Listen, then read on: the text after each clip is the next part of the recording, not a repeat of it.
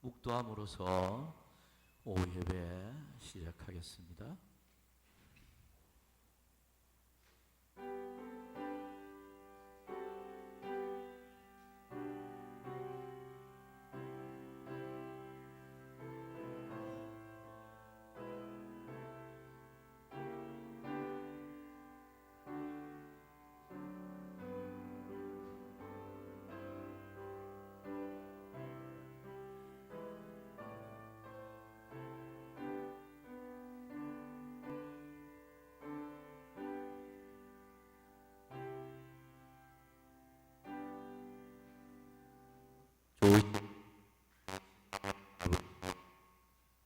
이 오후 시간도 주의 제단을 찾아 이렇게 영광 돌리며 예배드리게 해주시니 감사합니다.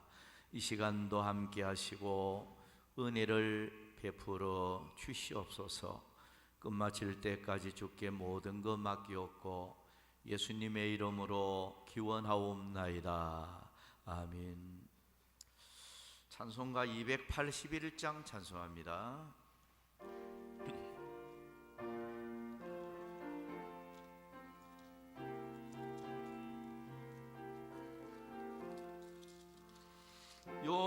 요나처럼 순종하고 격결 걷던 나의 모습, 야곱처럼 간사하여 주님 말씀 배반해도 우리 주님 사랑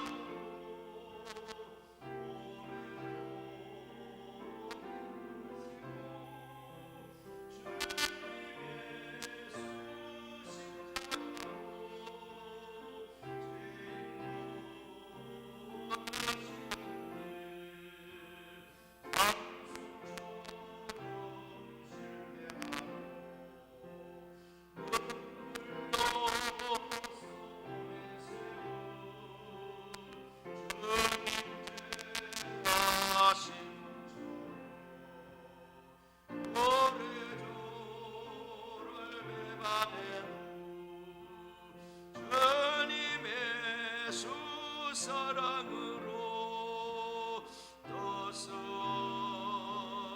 품으시고 주님의 수 은총으로 못난 곳을 부르셨네.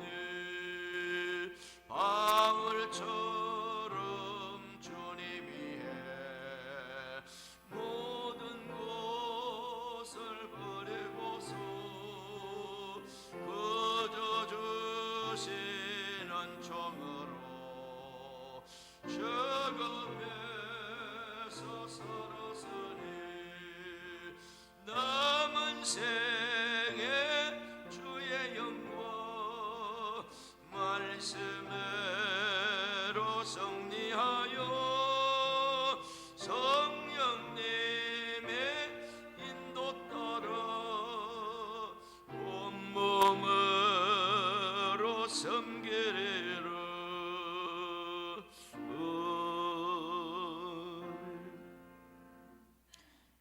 이 시간 우리 김실영 권사님 기도해 주시겠습니다.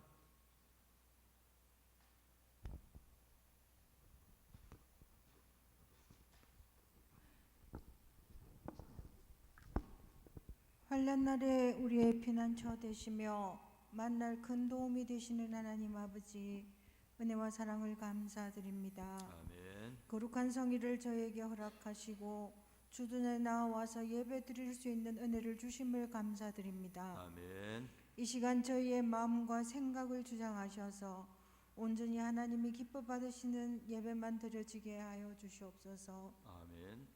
지난 한 주간도 하나님의 크신 은혜 안에 늘 감사로 살아야 할 저희들이었지만 세상의 분주한 삶에 빠져서 때때로 하나님의 뜻대로 순종하지 못한 우리의 부족함을 용서하여 주시고 아멘. 저희의 모든 행위가 늘 하나님 앞에서 하나님의 뜻을 깨달으며 순종하는 은혜의 삶 되게 하여 주시옵소서. 아멘.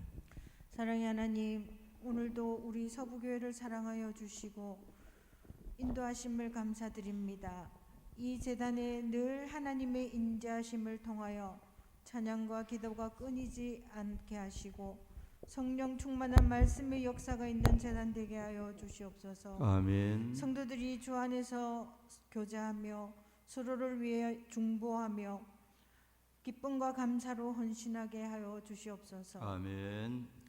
이제 추위로 웅크러졌던 우리의 믿음이 다가오는 봄을 맞아 생동하는 은혜의 역사가 있게 하여 주시옵시고 아멘. 하나님 앞에 기도하며 우리의 무릎이 더욱더 튼튼해지게 하여 주시고 아멘. 또 기도하며 나아갈 때 응답함의 역사가 있게 하여 주시옵소서. 아멘. 이 나라와 민족을 기억하여 주셔서 정치적으로 혼란함과 경제적인 많은 어려움들이 있습니다. 세워주신 위정자들을 통하여서 점차 이 어려움들이 해소되어지게 하여 주시고 아멘. 모든 국민이 단합된 마음으로 새롭게 이 나라가 세워져 나가게 하여 주시옵소서. 아멘. 다음 세대를 이끌어 나갈 미래 세대를 기억하여 주셔서 코로나로 인하여서 많은 젊은이들이 주선을 떠나 방황하고 있습니다. 그들이 하나님 앞에 뜻을 정하여 기도하였던 다니엘과 세 친구의 믿음을 본받아서 하나님 앞에서 회복되어지는 은혜가 있게 하시고 그로 인하여서 이 나라와 이 교회들의 미래가 되어지게 하여 주시옵소서. 아멘. 전쟁과 기근과 지진으로 어려움에 빠진 세계 곳곳의 나라들을 기억하여 주시고 많은 돕는 손길들이 있게 하시며 또 그들이 하나님을 알아가며 영혼의 구원함을 받을 수 있도록 도와주시옵소서. 아멘. 사랑의 하나님 아버지, 또한 우리 목사님 세워주심을 감사합니다. 영육간에 강건케 하여 주시옵소서. 아멘. 특별히 선교의 사명을 주셨사오니 그 사명 잘 감당할 수 있도록 은혜를 베풀어 주시며 아멘. 또 다음 주와 사물에 있을 선교 여행을 통하여서 목회자들을 잘 또 양육하며 교육하심으로 통하여서 그들이 영혼 구원의 귀한 사역자들로서 크게 사용되어 줄 수 있도록 도와주시옵소서. 아멘. 오늘도 말씀을 통하여 우리에게 주실 때에 우리가 더욱더 하나님 앞에 다가가는 믿음이 되게 하여 주시옵소서. 아멘. 사랑의 하나님 아버지께 이 모든 말씀을 우리 구주 예수님의 이름으로 감사하며 기도드렸습니다. 아멘.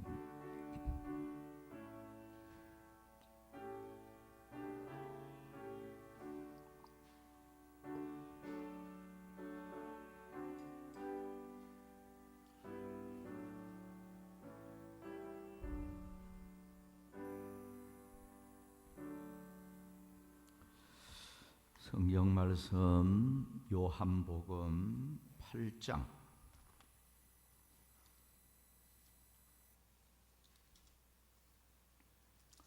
3절부터 9절까지 보도록 하겠습니다. 제가 봉독하겠습니다. 서기관들과 바리새인들이 음행 중에 잡힌 여자를 끌고 와서 가운데 세우고 예수께 말하되 선생이여 이 여자가 간음하다가 현장에서 잡혔나이다. 모세는 율법에 이러한 여자를 돌로 치라 명하였거니와 선생은 어떻게 말하겠나이까? 그들이 이렇게 말하면 고발할 조건을 얻고자 하여 예수를 시험하밀러라. 예수께서 몸을 굽히사 손가락으로 땅에 쓰시니 그들이 묻기를 마지 아니하는지라. 이에 일어나 이르시되 너희 중에 죄 없는 자가 먼저 돌로 치라 하시고 다시 몸을 굽혀 손가락으로 땅에 쓰시니 그들이 이 말씀을 듣고 양심의 가책을 느껴 어른으로 시작하여 젊은이까지 하나씩 나가고 오직 예수와 그 가운데 섰는 여자만 남았더라. 아멘. 자, 이 시간은 음행 중에 끌려온 여인이라는 이런 설교 제목으로 교훈을 받도록 하겠습니다. 오늘 읽은 본문은 유대 종교 지도자들이 서기관 그리고 바리새인들이죠. 음행 중에 잡힌 여자를 끌고 와서 가운데 세우고 예수님께 이 여자를 당신은 어떻게 말하겠습니까? 하고 질의를 하였습니다. 이 자세는 예수 당신은 이 부정한 여인을 어떻게 처리할 것입니까? 이렇게 질문을 하고 있는 것입니다. 이렇게 한 것은 예수님께 좋은 교훈을 받고 일을 잘 처리하기 위해서 여인을 끌고 온 것이 결코 아니죠. 이 종교 지도자들에게는 두 가지 목적이 있었기 때문에 이 간음한 여인을 예수님께 끌고 온 것입니다. 하나는 이 여인의 수치스러운 모습을 많은 대중 앞에 들추어내기 위함이었고요. 또 하나는 예수님을 궁지에 몰아넣고 실족시키고자 하는 시험을 하기 위해서 이렇게 끌고 온 것입니다.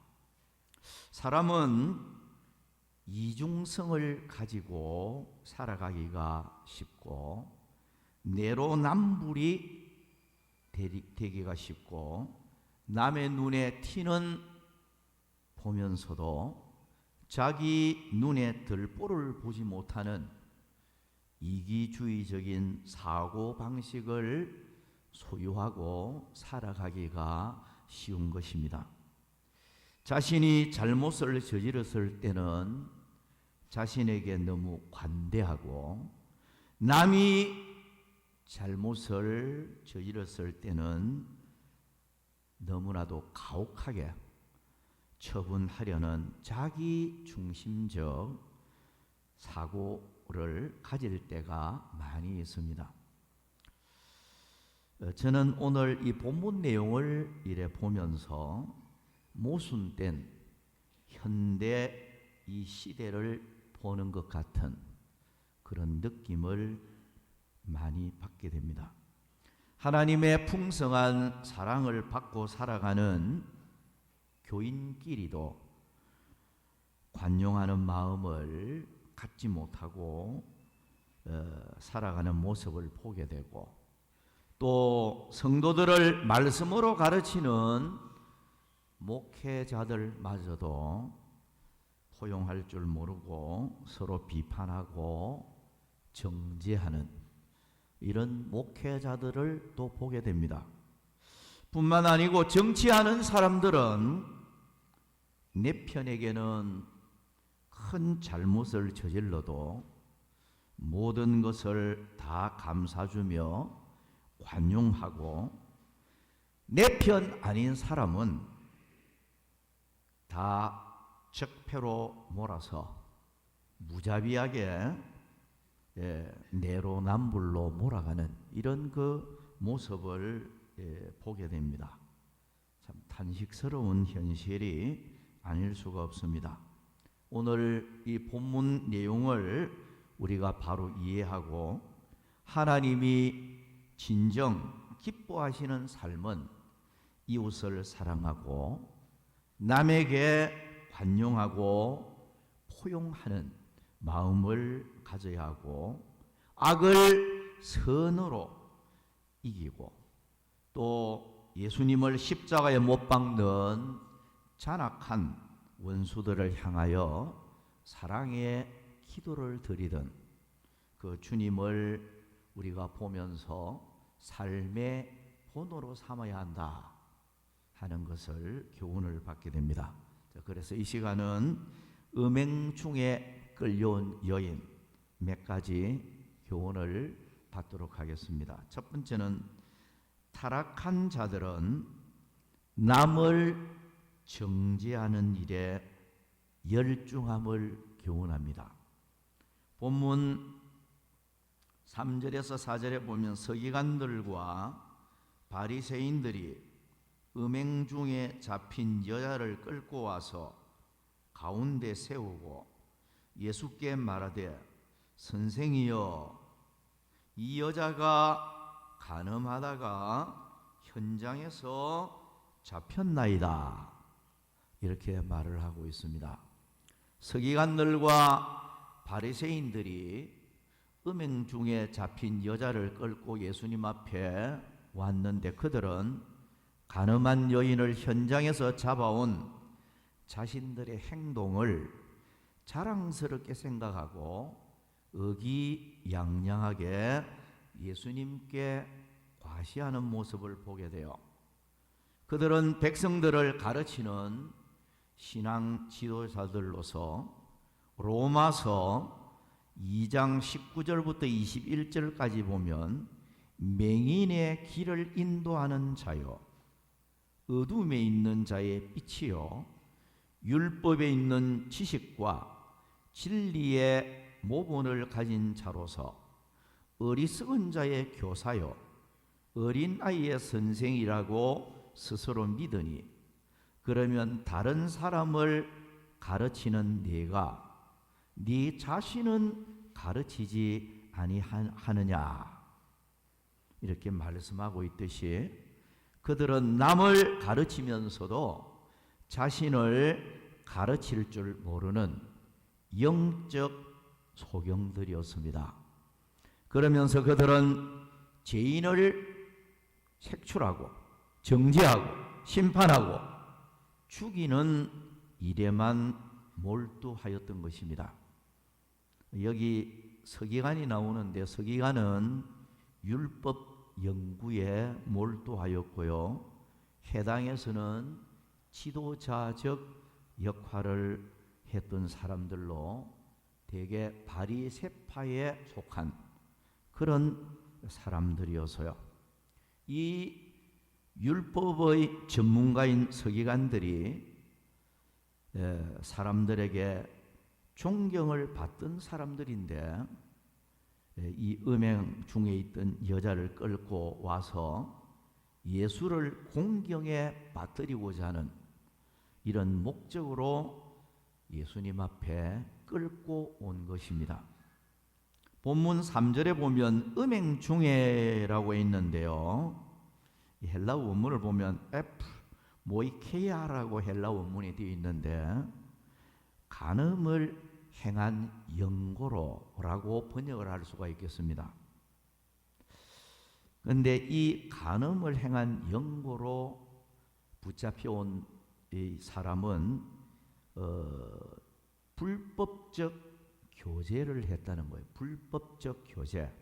무슨 말이고 하니까 이 원문적으로 보면 다른 남자의 아내나 혹은 다른 사람의 약혼자와의 성적 결합을 가리킵니다.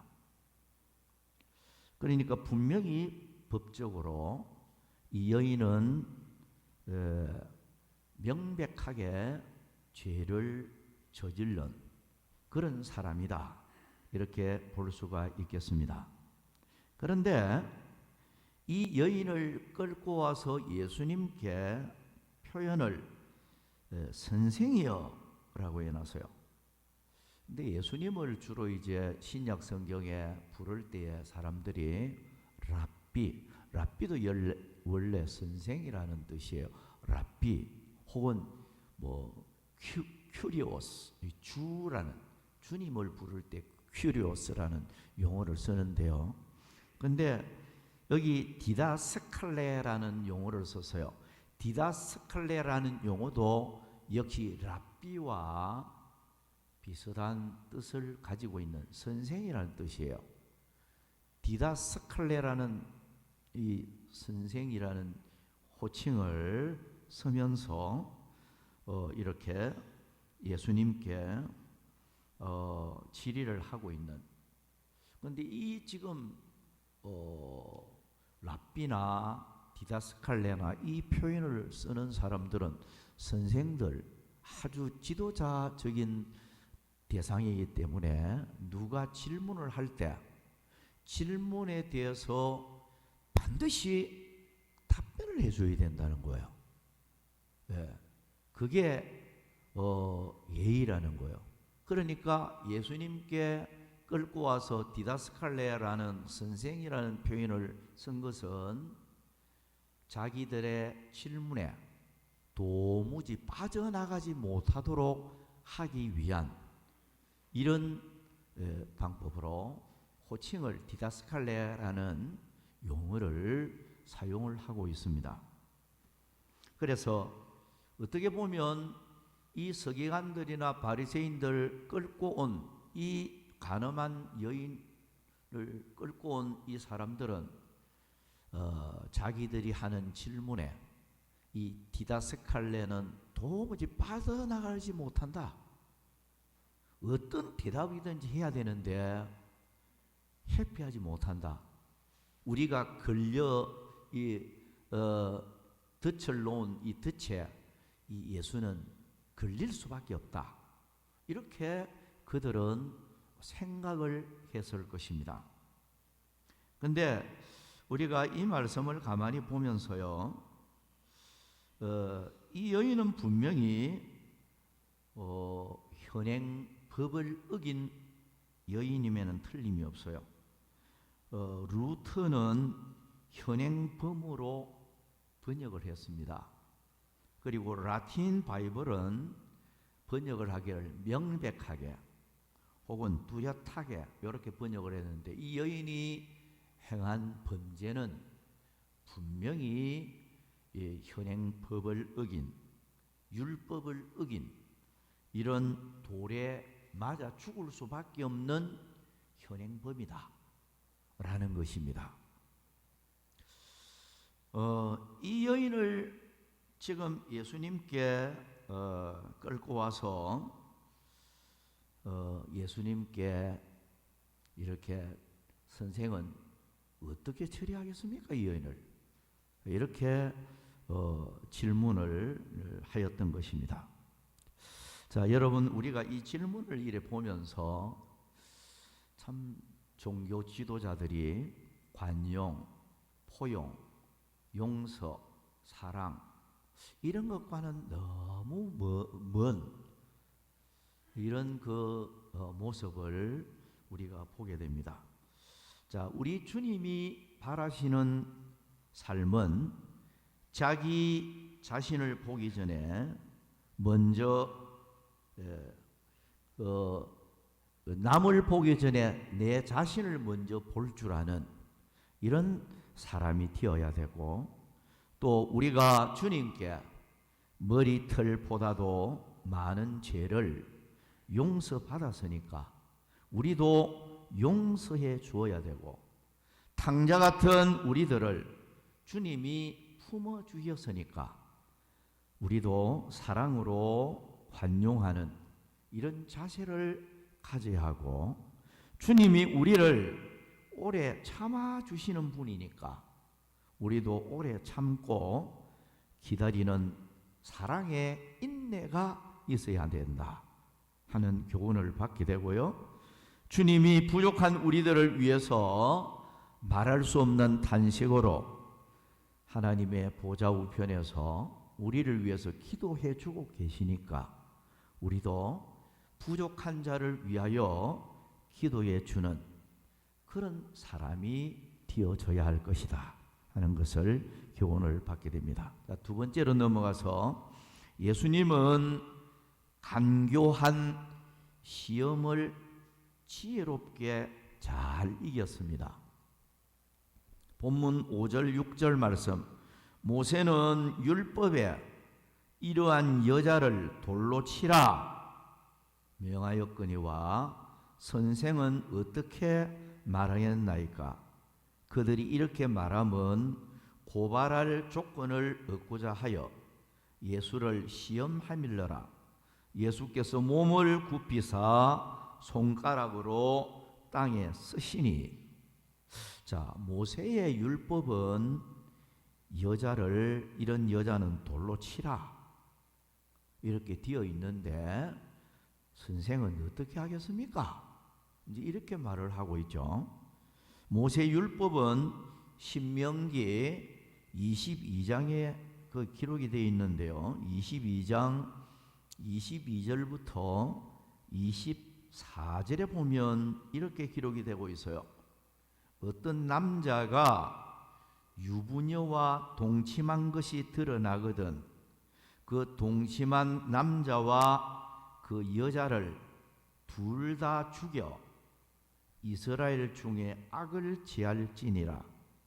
처녀인 여자가 남자와 약혼한 후에 어떤 남자가 그를 성읍 중에서 만나 동침하면 너희는 그들을 둘 다 성읍 문으로 끌어내고 그들을 돌로 쳐 죽일 것이니라고 명하고 있는데요. 예수 선생은 당신은 어떻게 말하겠습니까? 율법은 이렇게 되어 있는데 당신은 어떻게 하겠습니까? 지금 이렇게 말을 하고 있는 것입니다. 예수님을 궁지에 몰아넣고자 하는 간교한 계책이다 이렇게 볼 수가 있겠습니다. 그래서 6절에 보면 그들이 이렇게 말하면 고소할 조건을 얻고자 하여 예수를 시험하밀러라 라고 말씀을 하고 있어요. 자, 이 유대 지도자들의 눈에는 예수님이 눈에 가십니다. 왜냐하면 성전에서 매매하는 것도 막 뒤집어 버리죠. 매매 못하게 하지요. 안식일 날 병 고쳐서 안식일을 이 규정까지 어기는 이런 모습을 보이는 것 같지요. 게다가 여러 가지 이적을 일으켜서 예수님께 막 사람들이 추종하면서 지도자인 저들의 입지가 점점 약해지는 것을 느끼면서 이 예수를 어떻게 하든지 처리해야 되겠다. 그런 마음밖에는 없었던 것입니다. 그래서 예수님께 이 질문을 했는데요. 자, 이 질문을 한 것은 대답하기가 사실 정말 이래도 저래도 못할, 자, 율법에 명시된 대로 그 여인을 처리해야 됩니다. 무슨 말입니까? 율법에 명시된 대로 그 여자를 돌로 쳐 죽여야 됩니다. 율법대로 해야 됩니다. 이라면 사랑을 외치고 창녀나 세리들이나 죄인들의 친구가 되어서 복음을 전하면서 사랑을 외치는 메시아의 그 어떤 명성 이런 게 뭐 약해질 수밖에 없고요. 완전히 주님의 어떤 가르침 이거하고는 배치가 되는 거잖아요. 죄인들을 용서하고 어떤 죄인들이든 품고자 하는 주님의 가르침과는 완전히 배치되는 그런 것이 되어지고 또 그 여자를 용서해야 된다. 그 여자를 용서해야 된다고 하면 율법을 범하는 하나님을 모독하는 신성 모독죄가 되는 거예요. 그러면 율법대로 해야 됩니다. 율법대로 하지 말고 용서해야 됩니다. 이것도 저것도 지금 말을 할 수가 없도록 서기관들 바리새인들이 예수님을 궁지로 지금 몰아넣고 있는 거예요. 특별히 예수님께서 율법에 명시된 대로 이 여자는 돌로 쳐 죽여야 된다. 이렇게 하면 그 당시에 로마 치하의 지배를 받고 있었기 때문에 유대인들은요, 사람을 죽이는 권한이 없어요. 죽일 수가 없어요. 그럼 사람을 돌로 쳐 죽이라 이러면 결국 살인 방조죄나 이거 이제 죄를 뒤집어 서서 이 종교 지도자들이 로마에 고발을 해서 로마 법에 의해서 예수님이 체포되어 이제 그 법의 적용을 받을 수밖에 없는 그런 지금 아주 뭐 이래도 저래도 못하는 그런 것을 알았기 때문에 예수님을 시험하고 제거하고자 하는 목적으로 서기관들 바리새인들은 예수님 앞에 이 여인을 끌고 온 것입니다. 그러니까 무슨 말을 할 수가 있겠어요? 예수님 입으로는 어떤 말을 할 수가 없는 거예요.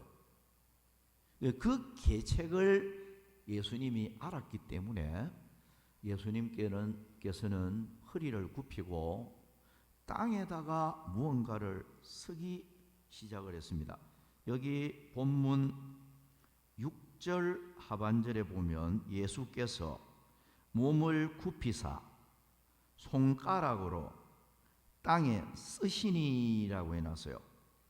이 땅에 쓰시니 이 말은 원문을 보면 카테그라펜이라는 미완료형으로 되어 있는데 계속 뭘 쓰는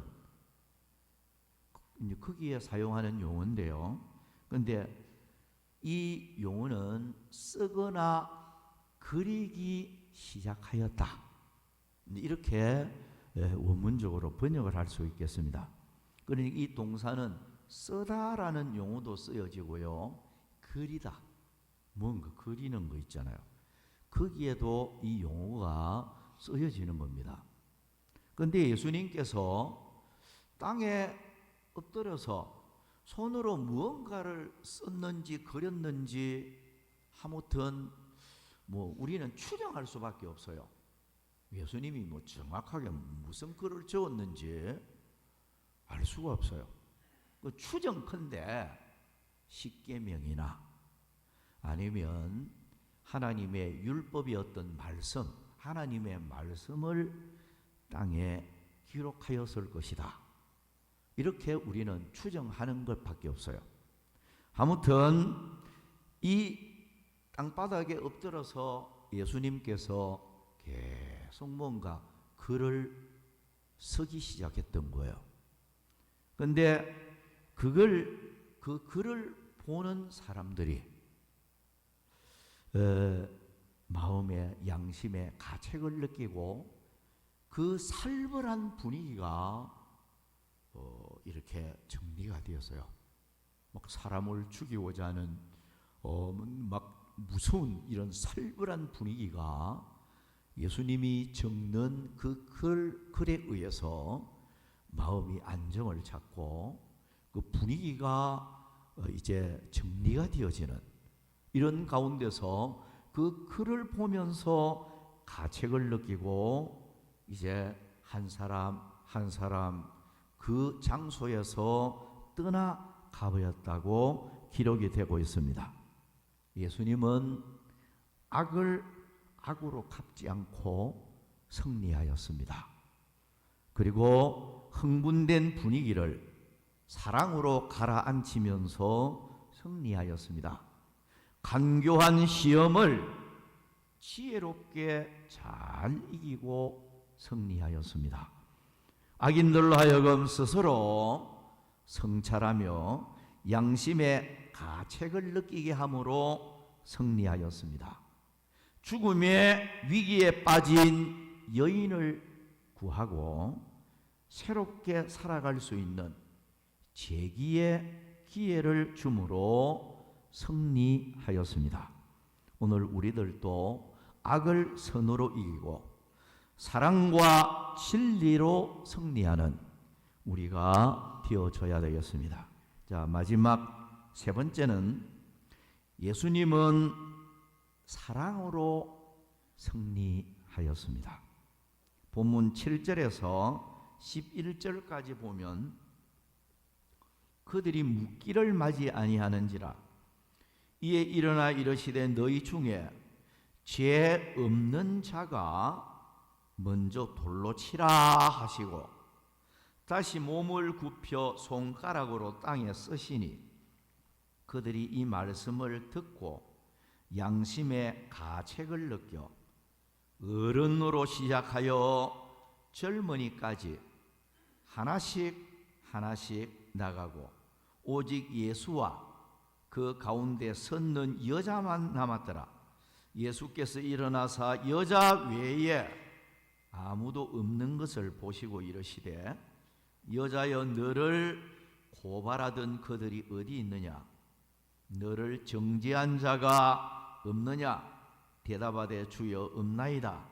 예수께서 이르시되 나도 너를 정죄하지 아니하노니 가서 다시는 죄를 범하지 말라 하시니라.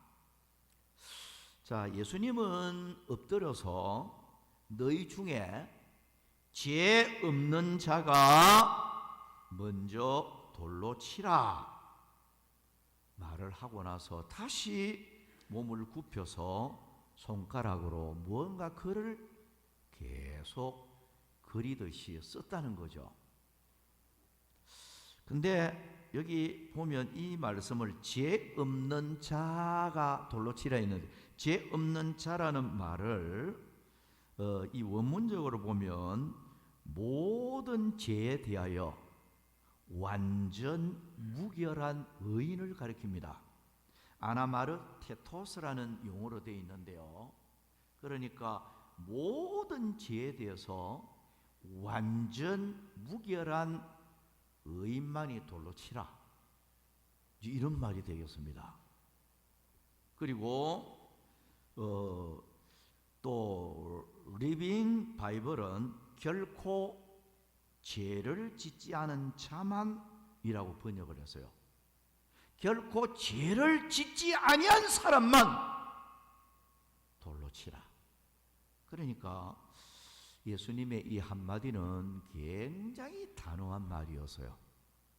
완전 무결한 의인, 죄를 짓지 아니한 자, 죄가 전혀 없는 사람만이 돌로 치라.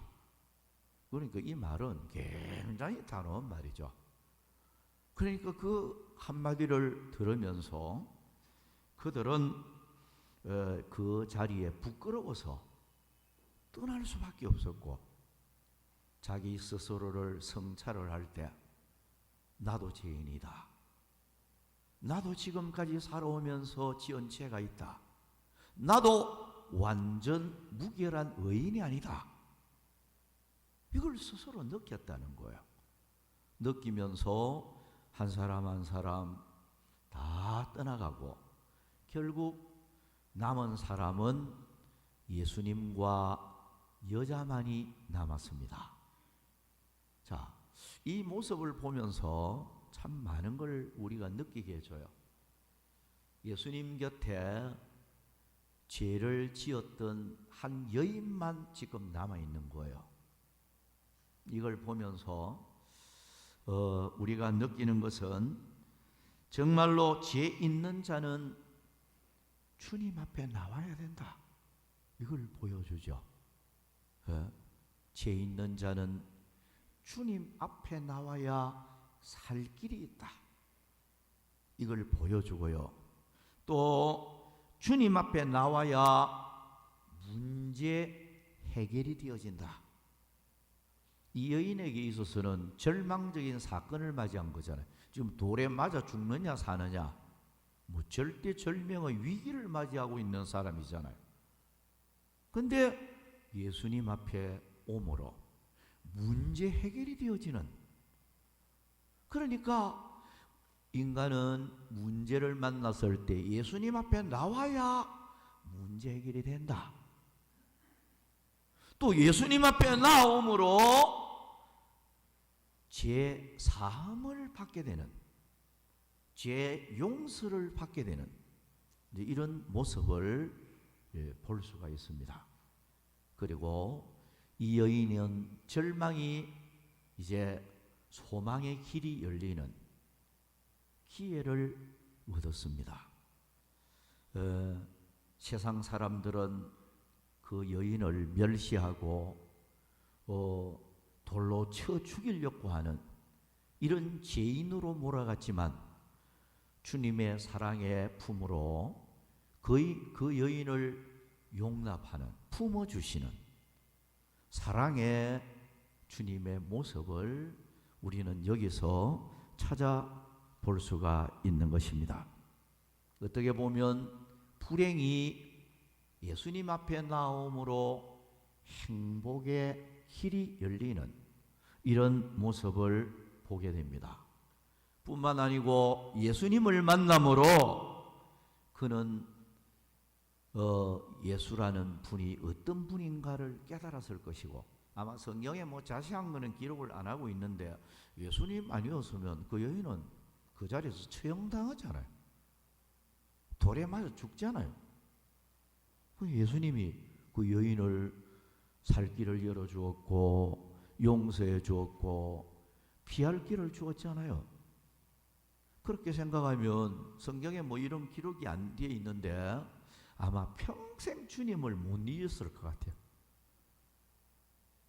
예수님만이었으면 나는 벌써 죽은 생명이다.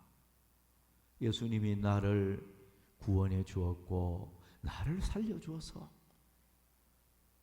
절망 중에 나에게 소망을 주어서, 그래서 그 여인은 아마 예수님을 만남으로 진리의 길, 구원의 길을 걸어가서리라, 그렇게 의심을 하지 않게 됩니다.